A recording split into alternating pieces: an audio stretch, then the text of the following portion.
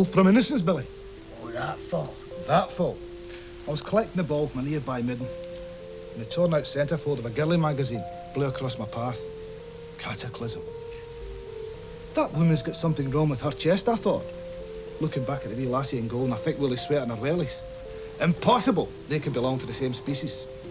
So, I folded up the photo, stuck it in the pocket of my trousers, picked up the ball, and squeezed its yielding plastic with a newfound sense of sin.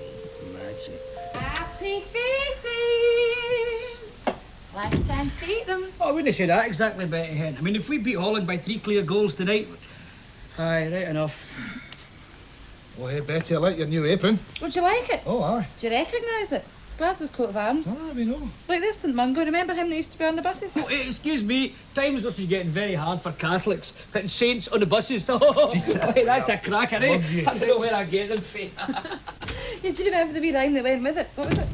There's the bird that never flew, there's the tree that never grew, there's the fish that never swam, there's the bell that never rang. Let Glasgow flourish! I was always waiting for the second verse, when the tree would grow and the bell would ring and the bird would fly, but Glasgow didn't have a second verse. Oh, but there was a key to the legend. My daddy said the key was socialism. Aye, well, it never done him much good, did it? A terrible thing to say, Billy. Oh, come on, Betty. We all know your old man done himself in. Billy, we don't really know if he drowned himself. Some people say he just got drunk and he fell in. Aye, that's what them that didn't like him said. Do you know what they said? He was as pissed as a newt, but not as good a swimmer. It had a great laugh. Talk of the steamies. Aye, till the next big sensation, when they discovered that mild-mannered Father O'Rourke was the gun runner for the IRA. No long to go now. Do you know what I think about Holland, Jimmy? Billy, do you remember that day we went to Loch Lomond before we got engaged? Aye. I think they're a good team, but a team of accountants, you know what I mean? Wasn't he always like this? It was different in the days when he loved me.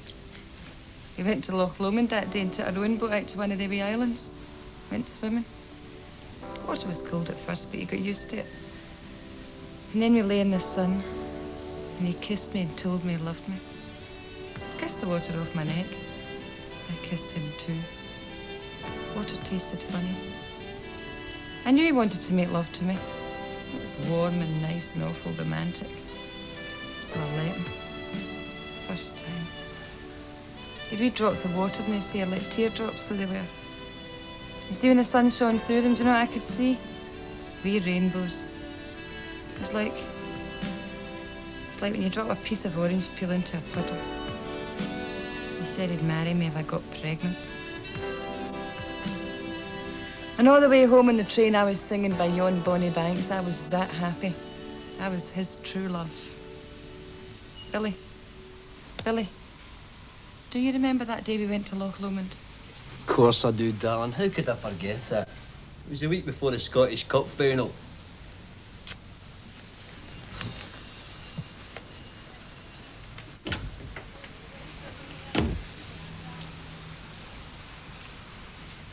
He's buried in that wee cemetery at the foot of Abercrombie Street, near Brishton Cross. He always liked that wee cemetery. He used to say, "Son, for a graveyard, it's got a hell of a lot of life about it." The weavers are buried there. Them that were shot in Glasgow Green for refusing to be treated like slaves. I knew there was something wrong with him that day. It's the day before he killed himself. He walked across the road and to that wee tropical aquarium and looked at the fish. He said, "It's beautiful underwater." And he turned to me and he said, "Son, have you ever thought of emigrating?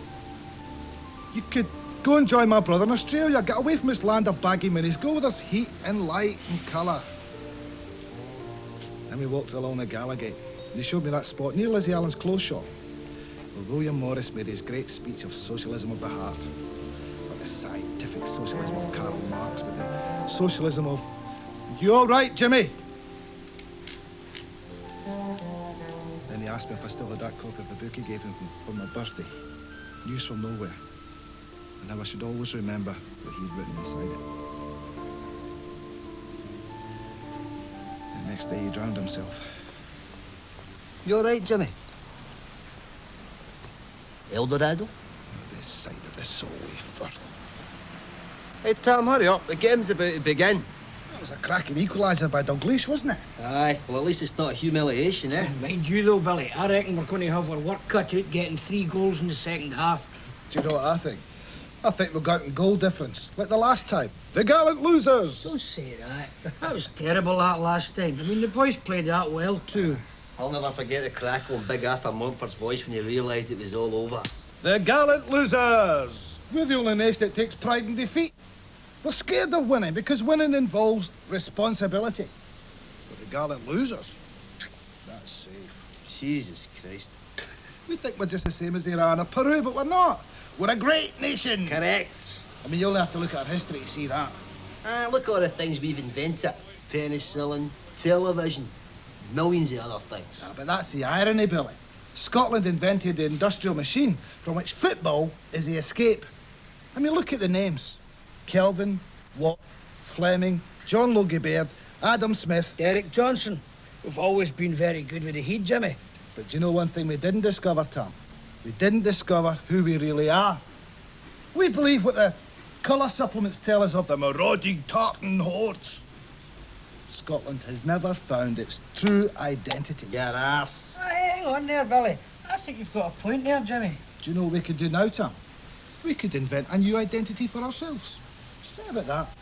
We've got the oil, we've got the money, we've got the brains. Aye, we've certainly got the brains. And the greatest thing of all is, we're we. Small is beautiful. Scotland could become the world's first ecological, decentralised, self-sufficient democracy. You've been reading the science fiction again, Jimmy. Oh, Christ, it's like banging your head of a brick wall. I don't know. Maybe it's too wet in Scotland to be utopia, eh? Oh, I don't know about that, Jimmy. This Scotland's just opened a new solarium. Well, we need to get wise to what's happening.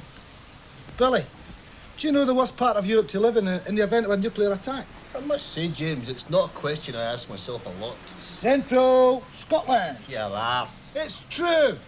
There are more nuclear weapons stockpiled in this part of the country than in any other part of Europe. And you, though, Jimmy, that is the great thing about living in Glasgow. After the bomb, it'll no look much different. Someday in our lifetimes, yours and mine, Scotland will be consumed by fire. And there'll be no more songs of banks and braes. And me and my true love will never meet again, unless it's in a fallout shelter.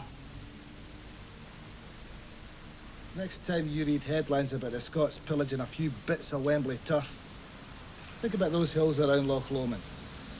Think of what they've done to Scotland. Mind you, when it happens, we might never notice. We'll be too busy watching the game. Your ass. Oh, look, don't get me wrong, Billy. Don't get me wrong. You know, I love the game. But do you not think that maybe, just maybe, it takes our minds off more important things? What is more important than football, Jimmy? Politics, nah. Fuck your ass. You wouldn't miss the game to watch a party political broadcast, would you? No, it's just that sometimes, Billy, I think that football and booze are they're like joy seed in water. They keep us contented, but they keep us in our cage. Arses. You don't know what you're talking about, Jimmy, son.